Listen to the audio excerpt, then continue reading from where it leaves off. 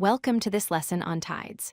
Today, we'll explore one of the most fascinating phenomena on Earth, ocean tides.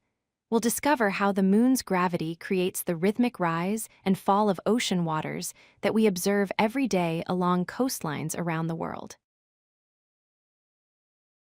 Tides are the periodic rise and fall of ocean water levels. This movement is caused by gravitational forces acting on Earth. What makes tides particularly interesting is their predictable pattern. They create alternating high tide and low tide cycles that occur approximately twice every day, roughly every 12 hours. To understand tides, we first need to understand gravitational gradient. The moon's gravitational pull varies with distance, following an inverse square relationship. This means that gravity becomes weaker as you move farther away. Because Earth has a finite size, the side of Earth nearest to the moon experiences a stronger gravitational pull than the side farthest from the moon. This difference in gravitational strength across Earth's diameter is called a gravitational gradient.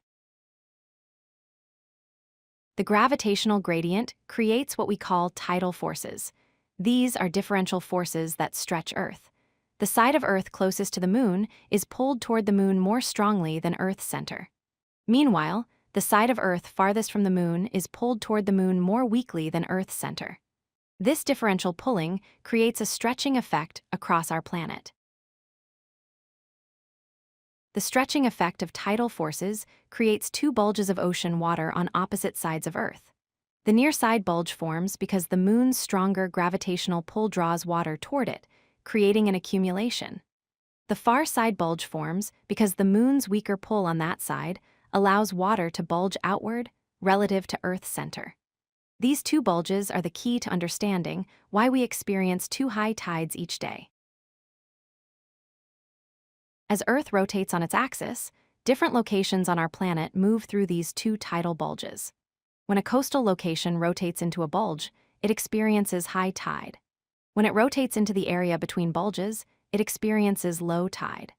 Because there are two bulges on opposite sides of Earth, and Earth completes one full rotation every 24 hours, each location typically experiences two high tides and two low tides per day. While the moon is the primary cause of tides, the sun also contributes. When the sun and moon align during new moon or full moon phases, their gravitational effects add together, creating spring tides with exceptionally high and low water levels. When the sun and moon are perpendicular to each other during quarter moon phases, their effects partially cancel out, creating neap tides with smaller differences between high and low water levels. Let's review the key concepts. First, gravitational gradients create differential forces across Earth due to varying distances from the moon. Second, these forces produce two tidal bulges on opposite sides of our planet. Third, Earth's rotation causes each location to pass through these bulges twice daily, creating the twice-daily tidal cycles we observe. Understanding tides helps us appreciate the elegant interplay between gravity, rotation, and the fluid nature of Earth's oceans. If you like this video, hit that like button and don't forget to subscribe. Visit codelucky.com for more such useful content.